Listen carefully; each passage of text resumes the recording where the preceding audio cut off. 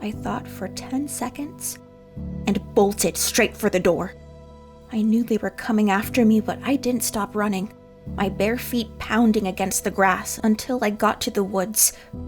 I thought about escaping for years, but it never played out like this in any of my dreams. I was walking down the street on my way home from school with my big sister, Alex. I remember the sun was shining down on us, and we both were in a good mood. Halfway home, Alex saw some of her friends by a gas station. She told me to wait on the sidewalk while she talks with them for a bit. I agreed and sat down on the grassy verge to read my book. This was the moment my life would change forever. It was warm and pretty peaceful out. All I could hear was my fingers turning the pages and my own voice reading the story. Suddenly, I was shaken by a loud screech of car tires. I looked up, terrified. I thought there had been an accident. As my eyes reached the road, my view was blocked by an old-looking black van, screeching to a halt right beside where I was sitting. The doors slid open, and two men wearing dirty clothes appeared and came lunging towards me, like two bulls being released from their gates. Their hands wrapped around me like giants, grabbing me by the waist and legs. I flailed my limbs around and screamed at the top of my lungs for help. Everything happened so quickly, I didn't stand a chance. As I was being dragged into the van, I looked towards the gas station to see my sister and her friends screaming, their eyes filling with tears. Some of them ran into the shop for help, while my sister dropped to her knees, crying, screaming my name. I will never forget the face she made as the door of the van slammed close. This was like slamming shut a chapter of my life. The happiest chapter. One I would never get back. I was laid on my chest, pinned to the floor of the van, as one of the men sat with his knee across my back while the other tied my arms and legs together. I couldn't breathe. When they'd finished, I sat in the corner of the van gasping for air. I remember one of their voices. It was deep and rough. When I managed to answer, the van went silent for what seemed like an eternity. That's when I was lifted off the ground, heard a loud crack, and felt something hit me across my ribs, knocking all of the air out of me. One of them had taken a belt and struck me with it. Soon after came another crack, followed by another and then another until I was tossed into the corner like a piece of trash. I was warned that had happened because of my bad behavior, and it would happen again if I continued.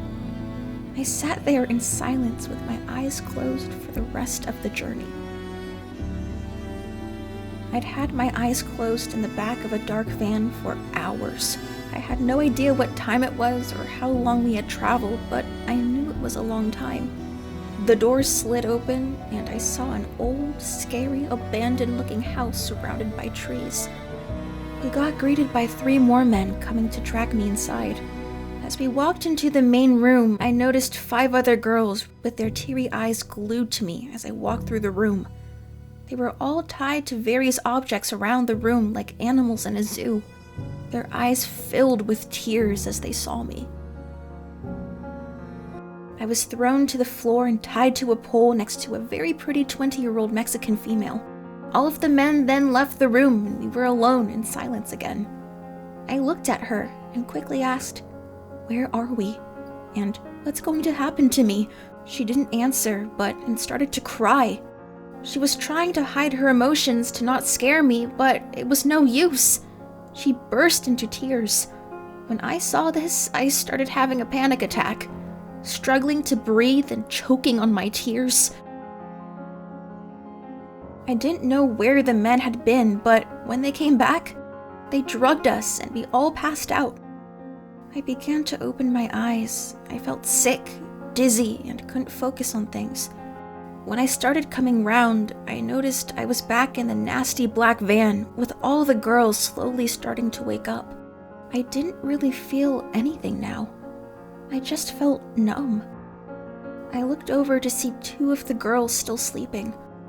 I then heard the man with the rough voice say, "They couldn't handle it. Don't look at them, love. They're gone. Gone?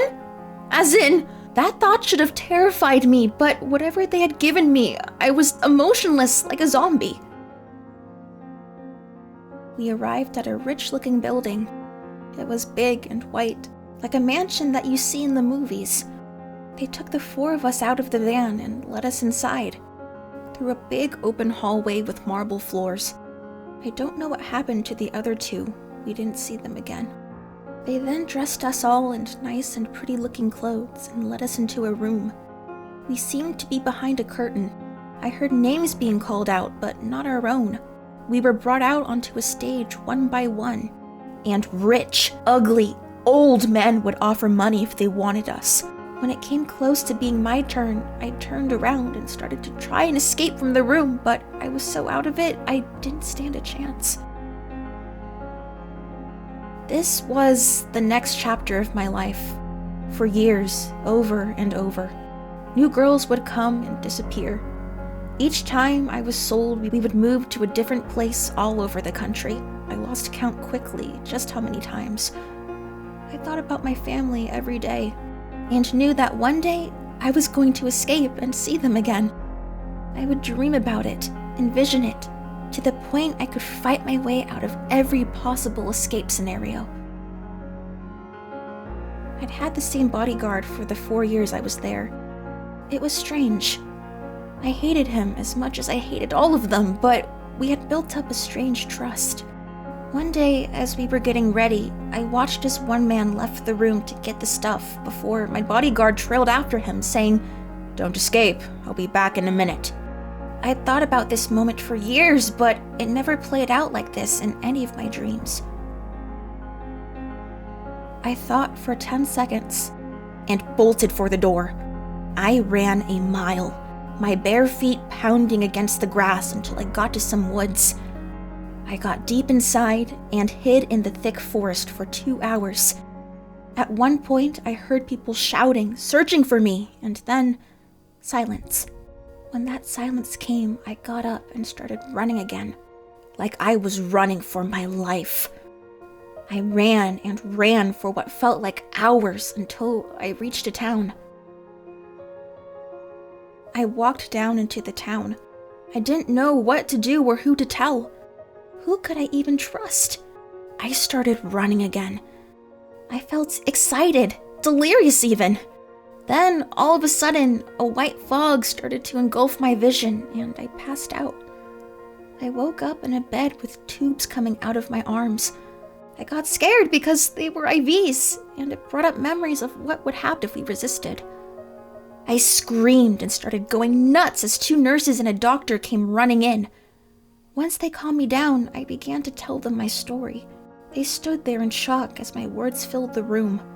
One nurse even cried. The police were called, and I was interviewed right there in the hospital bed. My parents were also called. It turned out I was 5 states away from them at this point, so it took them a couple of days to arrive. I didn't feel safe the whole time.